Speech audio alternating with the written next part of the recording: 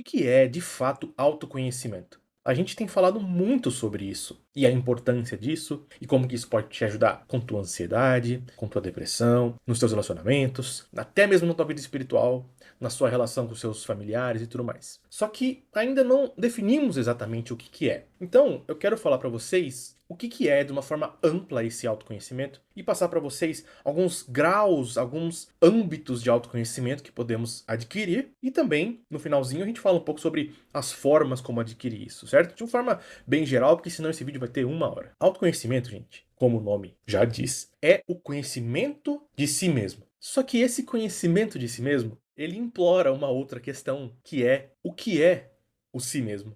Isso é algo que Santo Agostinho, mais uma vez, eu sempre trago Santo Agostinho porque Santo Agostinho é o mestre da interioridade. Ele não é simplesmente um filósofo qualquer. Ele é o filósofo da interioridade. Então eu vou sempre referenciar ele no quesito autoconhecimento. Então Santo Agostinho vai dizer que esse autoconhecimento é esse conhecimento de si mesmo, mas nós nem sequer sabemos dizer exatamente o que é esse si mesmo. De uma forma geral, é estranho você pensar que você não se conhece. Afinal de contas, quem mais presente a você mesmo do que você? Esse é o grande paradoxo do autoconhecimento. Porque você me pergunta, como que você faz para conhecer uma pessoa? Convivendo com ela. E quem é a pessoa com quem você mais convive? Horas. É você mesmo. Se é possível adquirir esse autoconhecimento, por que não o temos ainda? Será que nós conhecemos as outras pessoas melhor do que nós conhecemos a nós mesmos? Será que conhecemos as coisas melhor do que conhecemos a nós mesmos? Essa é uma boa pergunta para se fazer. E esse é a grande questão que torna essa jornada do autoconhecimento uma coisa tão profunda e uma coisa que exige esforço da nossa parte. Bom, para começar, podemos falar de alguns níveis de autoconhecimento que nós podemos ter, certo? Porque, veja, o ser humano, ele é um animal que tem uma alma racional. A nossa alma, ela é composta de 3 partes. A parte vegetativa, que é o que nos torna semelhantes a qualquer ser vivo, certo? Um ser vivo é um ser que ele absorve nutrientes e cresce e se desenvolve com o passar do tempo e se sustenta, certo? Essa coisa básica. A gente tem um nível sensitivo, que daí seria o que nós temos em comum com outros animais, que são os nossos desejos carnais, certo? As nossas necessidades mais básicas, fome, necessidade de reprodução, entendeu? Sono, coisas assim. E nós temos um nível mais alto ainda, que é o nível da alma intelectiva, da razão, da inteligência, do espírito. Então, só aqui nós temos 3 diferentes níveis de autoconhecimento. Você pode pegar, por exemplo, o nível mais baixo da alma, que é esse vegetativo, em conjunto com o nível sensitivo, nós temos um conhecimento que é semelhante ao dos animais. Então, nós temos tendências, nós temos vontades, gostos, certo? Nós temos desejos pelas coisas. Nós somos condicionados a desejar algumas coisas. Nós temos uma certa busca por prazer que não necessariamente faz bem para nós. O que consegue distinguir entre um prazer que é bom e um prazer que é ruim é somente a inteligência. Então aqui a gente está no nível mais baixo. Então, por exemplo, vamos supor que você tem uma compulsão alimentar. Se você pegar uma psicologia comportamental para explicar isso, ela vai dizer o seguinte para você: olha, essa compulsão alimentar, quando que ela surge? Ela surge quando você está chateado com alguma coisa, quando você está ansioso, quando você está triste. Nesse caso, por que você sente a compulsão de comer? Porque o ato de comer faz com que você se sinta melhor. E isso gera um padrão, porque você vai perceber que comendo você se sente melhor. E toda vez que você ficar triste, você vai se sentir tentado a comer. Porque você quer evitar ao máximo esse sofrimento. Então essa tentação é uma coisa de nível baixo, em termos de existência, de dignidade humana, digamos assim. É um nível mais baixo. É algo que tem a ver com os animais. Os animais fazem a mesma coisa. Você vê, o cachorrinho, ele tá sentindo uma coceira e quando ele sente aquela coceira, ele sabe que se ele coçar com a patinha, ele vai ter uma melhora naquilo. Só que assim, é possível que o cachorro, inclusive, se machuque de tanto se coçar. Ele não consegue ter essa clareza do tipo, olha, eu estou trocando um alívio momentâneo, mas no futuro eu terei consequências piores.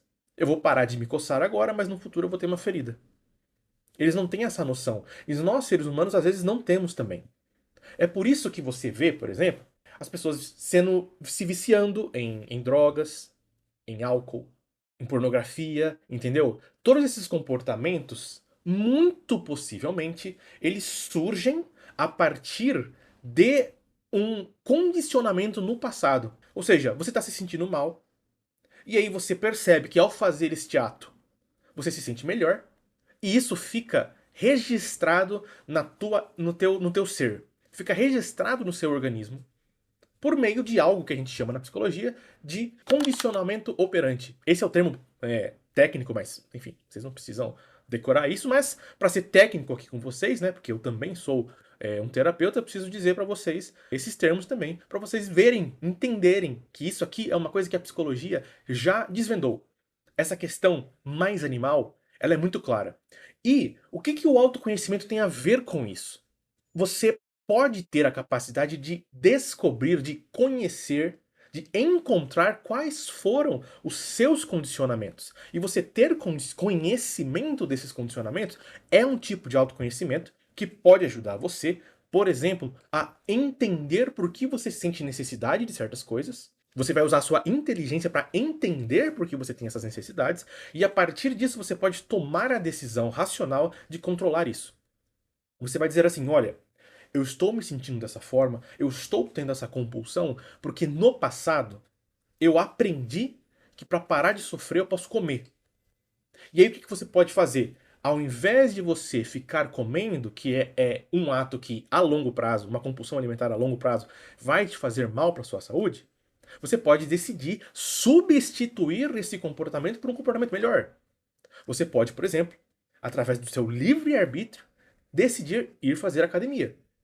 Por exemplo, fazer exercício físico é conhecidamente um aliado para ajudar você a se sentir melhor, para espantar a ansiedade, para espantar a tristeza, a depressão e tudo mais. Então veja a importância do autoconhecimento nesse nível. E olha que esse nível é o nível mais baixo que a gente tem. Esse é o nível, é um pouquinho acima do conhecimento biológico, que também é importante, tá? Se a gente for falar de autoconhecimento, é bom a gente falar também dessa questão biológica. Porque essa questão biológica é basicamente você entender que o seu corpo afeta a forma como você pensa. Então vamos supor que você tem um problema de tireoide. Pessoas que têm problema de tireoide, elas podem ter 1 milhão de consequências que são psicológicas também. Quando a gente tem uma questão psicológica que é causada por uma questão somática, ou seja, por uma questão corporal, física, essa coisa é chamada de sintoma psicológico somatogênico. Tem este nome para dizer, olha, o seu corpo está causando essa sensação na tua cabeça. E olha a importância de você conhecer isso, porque se você tem, por exemplo, uma ansiedade, que ela tem uma origem física, dificilmente você vai conseguir curar isso fazendo terapia. Você provavelmente vai ter que ir no médico, você vai ter que ajeitar a sua alimentação, vai ter que ajeitar a sua rotina. Percebe? Então, até nesse nível, isso também é um tipo de autoconhecimento. Conhecer o seu corpo. Saber o que está acontecendo ali. Então, vamos recapitular rapidinho. Você tem esse conhecimento biológico do seu corpo. Você tem um conhecimento do seu organismo, no sentido de que você foi condicionado, você passou por situações passadas que recompensaram certos comportamentos e você começa a repetir eles. Você começa a sentir desejo de repeti-los. Então aí você já tem 2 níveis importantes de se conhecer. Ainda neste nível, você tem, por exemplo, um autoconhecimento hereditário. Você pode conhecer de onde você veio, em qual ambiente você cresceu, como que os seus pais pensam, como que sua mãe te criou, como seu pai te criou, e não somente isso, mas questões genéticas também. Tem uma grande gama de características que nós herdamos dos nossos pais. Por exemplo, QI, que é o coeficiente de inteligência, é um fator que tem uma preponderância genética muito grande. A chance de você ter um QI elevado, se seus pais têm um QI elevado, é muito grande também. É uma questão genética. certo? Existem psicólogos, inclusive, como por exemplo Leopold Zonde, que diz que as suas escolhas de relacionamento têm a ver com a sua genética também. É como se você buscasse coisas que estão na sua genética em outras pessoas. Apesar que isso é um assunto muito complicado, eu vou deixar para depois, mas saiba que conhecer a história da sua família é um tipo de autoconhecimento também, porque você é uma consequência de décadas e milênios de reprodução da espécie humana. Então, e essas características elas vão se transmitindo ao longo do tempo. Então, conhecer a sua família vai ajudar você a entender quem você é. Quem é seu pai? O que ele fez? O que ele faz? Quem é sua mãe? O que ela fez? Quem é seu avô? Às vezes, nós reproduzimos comportamentos dos nossos ancestrais e nós não percebemos. Mas se nós conhecêssemos eles, entendeu? Se tivéssemos consciência de quem eles foram, do que eles fizeram, pelo que eles passaram, nós teríamos uma clareza quando nos deparássemos com comportamentos que forem iguais aos deles. Então, não se pode negligenciar a importância do conhecimento da sua hereditariedade. Então vamos lá, recapitulando. Nós temos o conhecimento do seu corpo, o conhecimento puramente biológico, o conhecimento do seu organismo, segundo o seu histórico de reforço, certo? Das coisas que foram condicionadas a você no passado. E nós temos esse nível de hereditariedade. Agora a gente tem aqui um quarto nível, que é o nível das suas crenças. Aqui a gente já está no nível mais elevado. Aqui a gente já não está mais no nível animal. Porque o nível animal, o cachorrinho, ele não tem crença. Certo? Ele não pensa assim, ah, eu sou bonito, eu sou feio, eu sou incompetente. Ele não tem isso, certo? Então aqui a gente já está num nível um pouco mais elevado, apesar que não tanto. Porque esses pensamentos, eles são uma coisa automática. Eles surgem. E eles têm uma relação, por exemplo, com o teu histórico de reforço, certo? Com um dos níveis que a gente conversou atrás. Então, vamos supor que você teve algumas experiências no passado que levaram você a acreditar que você é ruim de matemática. Ora, por que você é ruim de matemática? Você nasceu para ser ruim de matemática? Será que é isso mesmo? Você se esforçou para aprender? Qual foi a experiência que te deu essa impressão? Você foi mal numa prova e a partir daquele momento você desistiu de estudar? Vamos supor que você se acha feia. Ora as bolas, por que você se acha feia? De onde que veio essa crença? Por que você pensa isso? Será que você fica se comparando com modelos de Instagram que têm uma beleza completamente artificial, com fotos editadas, nos melhores ângulos, nos melhores dias delas, e você se compara com isso? E você diz, perto delas eu sou feia? E isso se generaliza para você acreditar que você é feia de uma forma geral? Vamos supor que você tomou um fora no menino, do menininho que você gostava na faculdade ou na escolinha. E aí vamos supor que ele foi ruim com você e disse pra você, não, não vou ficar com você porque você é feia. Isso pode acontecer e esse tipo de coisa fica gravado na nossa memória e gera uma espécie de uma crença que fica no fundo da nossa memória, certo? É que ele fica no fundo da nossa consciência e esses pensamentos começam a surgir ou nesta forma desta crença, como por exemplo, eu sou feia, ou ela pode surgir de uma forma diferente, do tipo, ah, esse menino não vai gostar de mim. Ele é muito bonito pra mim.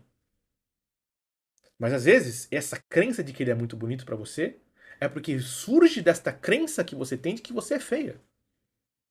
Tudo isso é autoconhecimento, gente. Primeiro, você conhece quais são essas crenças que você tem. E eu quero deixar claro aqui que quando eu digo crença, eu não estou falando de crença religiosa. Eu estou falando de crença do tipo coisas que você acredita. Então vamos supor que você tem essas crenças e você precisa encontrá-las. Este é um nível de autoconhecimento muito importante. Vamos supor que você tem uma autoestima muito baixa. Vamos supor que você é uma pessoa perfeccionista, uma pessoa que cobra muito de si mesmo. Isso vai chegar a um ponto em que você vai começar a acreditar que você é incompetente, que você não consegue fazer nada direito.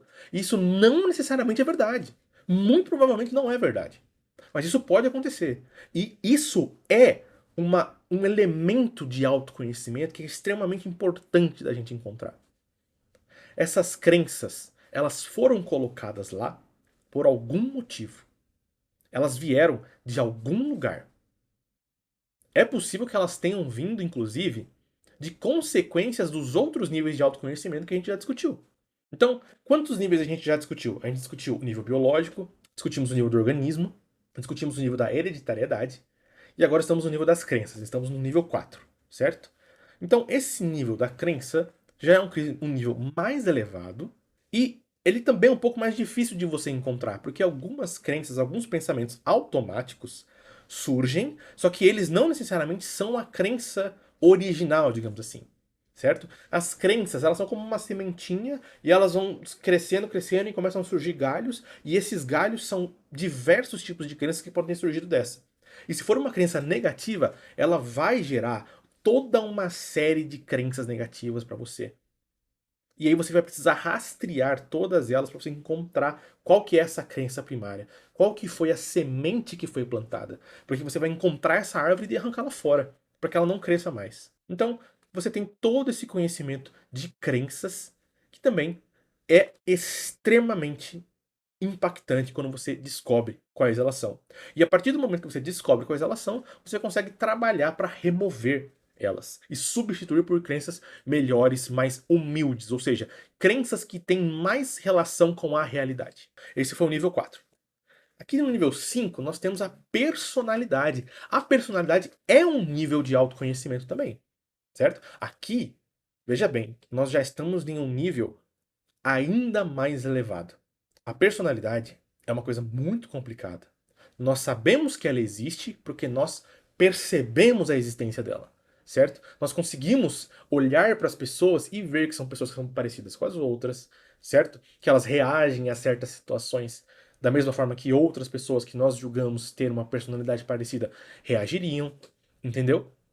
Então, aqui a gente consegue perceber a complexidade desse assunto quando a gente vê a quantidade gigantesca de teorias de personalidade que existem. Então a gente tem a astrologia, a gente tem o Big Five, a gente tem o Myers-Briggs, a gente tem os 4 temperamentos, entendeu? É muita opção de teoria, porque é lógico, é um assunto muito complicado e é difícil de você classificar um ser humano nesses níveis de personalidade. Entendeu? Então, assim, quando você vai, por exemplo, para os 4 temperamentos, é até fácil você encontrar qual que é o seu. Só que você vai ver que tem coisas naquele temperamento, naquela personalidade, que não são necessariamente boas descritivas suas. E aí você vai dizer, tá, mas a personalidade nos 4 temperamentos, ela pode ter uma principal e uma secundária. Então você pode ser um melancólico que é meio colérico, entendeu?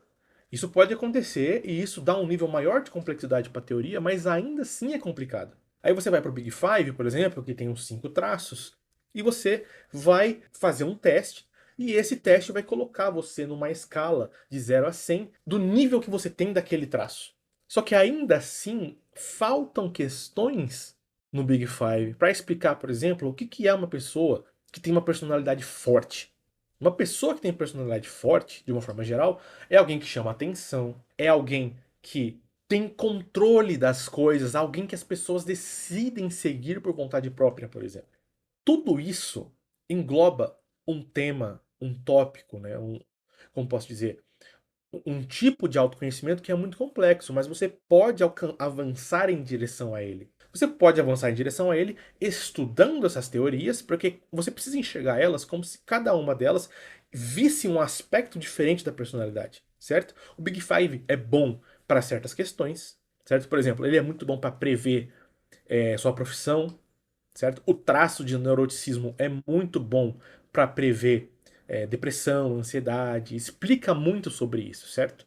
Ou você pode também ir nos 4 temperamentos, que são mais simples, é mais fácil de você se encontrar. Né? Você pode ir também no Myers-Briggs, que é aquele do INTP, INFP, não sei se vocês já viram, mas é uma teoria bem bonitinha também. E ele também ajuda você a prever a sua profissão, por que você se sente de determinadas formas, entendeu? Então, assim, a personalidade, de uma forma geral, ela pode ser descrita como? Bom, primeiro, é a forma como você reage a determinados acontecimentos no mundo. A partir de como você reage a determinados acontecimentos, você começa a perceber um padrão. Entendeu? Então vamos supor que você tem uma pessoa que ela não gosta de falar em público. Na verdade, ela não só não gosta de falar em público, como ela não gosta de falar com ninguém, certo? Você começa a perceber que ela tem uma introversão.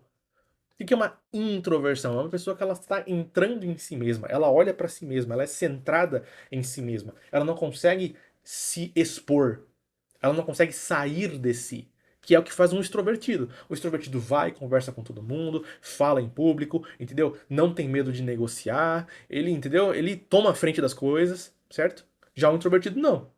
O introvertido é aquela pessoa que fica mais na dele. Não necessariamente ele é uma pessoa tímida, porque introversão e timidez são coisas muito diferentes.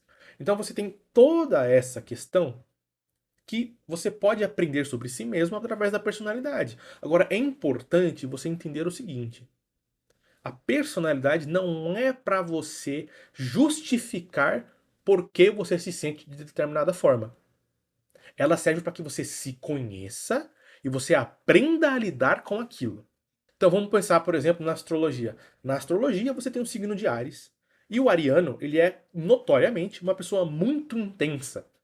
Então ele, por exemplo, ele tá num relacionamento, ele sente as coisas de forma muito intensa, entendeu? Então o ariano, quando ele vai entrar num relacionamento, se ele tem consciência de que ele tem essa intensidade, ele precisa se policiar com relação a isso. Ele precisa sempre usar a razão dele, certo? Olha só, gente. A nossa razão, a nossa inteligência é o que está nos conhecendo. É através dela que nos conhecemos. E através dela nós podemos adaptar o nosso comportamento de acordo com o que nós sabemos sobre nós mesmos. Então, é para isso que serve o autoconhecimento. Entendeu? Não é para você ficar se justificando. É para você pegar esses pontos que você sabe que são problemáticos e corrigi-los. Tá certo? Então aqui a gente falou, eu já até perdi a conta já, falamos de 5 níveis, certo? Vamos lá, vamos recapitular de novo. Biológico, organismo, hereditariedade, crenças e personalidade. Bom, existem outros níveis, tá? Eu não estou acabando com todos eles aqui. Eu não estou dizendo para vocês tudo que engloba a personalidade. Mas esses níveis aqui são talvez os que chamam mais atenção. No nível 6, nós temos um nível espiritual. O nosso conhecimento espiritual. Esse é o nível mais elevado de tudo. Esse é aqui que nós temos o nosso cerne. Quem nós realmente somos. Né? O psicólogo que despreza a espiritualidade, ele já partiu do pressuposto errado. Ele já não vai entender mais nada. A espiritualidade é uma coisa inerente do ser humano. E dentro desse nível espiritual, nós podemos encontrar muitas coisas sobre nós mesmos. É aqui, por exemplo, que entra a importância da confissão. Se você é católico, você tem o sacramento da confissão, mas mesmo que você não seja, o ato de você confessar, de você conseguir olhar para Deus e dizer: Deus, eu sou assim, assim, assado, e ser sincero com Ele, no nível mais elevado de sinceridade possível, porque você tem consciência de que você não pode esconder nada dele. Essa sinceridade, a importância disso para o seu autoconhecimento é uma coisa tão absolutamente arrasadora que é impossível você fazer nada do que eu falei para vocês, nada, nada, nada, nada, sem você ter essa consciência. A consciência de que você precisa ter sinceridade. E essa sinceridade, ela se manifesta através de uma confissão. Se não for uma confissão para Deus, que seja uma confissão para si mesmo. Apesar que nós temos uma tendência muito grande de escondermos os nossos próprios defeitos. Então, se você confessa para você mesmo, pode ser que você esteja mentindo para você mesmo. Então tome cuidado com isso. Confesse para Deus que é uma pessoa que te conhece muito melhor do que você mesmo. E nesse nível espiritual nós trazemos de novo Santo Agostinho, por exemplo. Santo Agostinho pedia a Deus que ele revelasse quem ele é para ele mesmo. Deus, mostra-me quem eu sou. E esse nível de espiritualidade, ele vai se desenvolvendo conforme você se aproxima de Deus. Então você precisa ter, por exemplo, conhecimento do que qual que é a sua ideia de Deus. Qual que é a sua proximidade de Deus? Qual que é o tamanho da sua fé? Quais são os seus limites? Por exemplo, o sentido da sua vida está nesse nível espiritual. por que você está aqui. Qual que é o seu dever neste mundo? Qual que é o propósito da sua vida? Essas são as perguntas do nível espiritual. E você veja que aqui, gente, não tem muito método, não tem muita teoria. É um nível muito elevado. Mas é importante que para você chegar nele, você precise passar pelos outros. Porque você pode estar se enganando, certo? As crenças lá do nível 4, elas podem estar te afetando aqui na espiritualidade. A sua personalidade pode estar te afetando aqui na espiritualidade. Então, para você chegar nesse nível elevado de autoconhecimento, é bom que você já tenha conhecimento nos outros níveis também.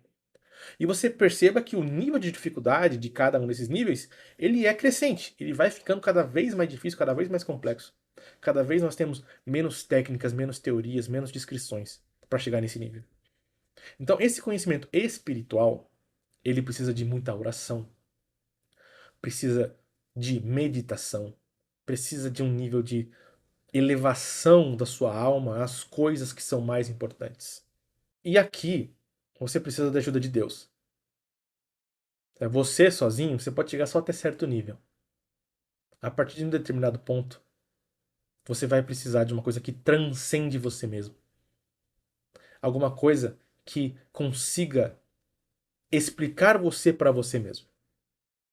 É claro que assim, nós temos alguns livros, algumas teorias que ajudam a gente a pensar nisso.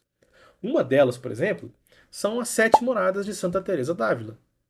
Certo? As 7 moradas, elas colocam a gente em uma trajetória de evolução espiritual, de intimidade com Deus. Então você consegue dizer, lendo o livro dela, se você está na morada 1, se você está na morada 2, na 3, na 4, certo?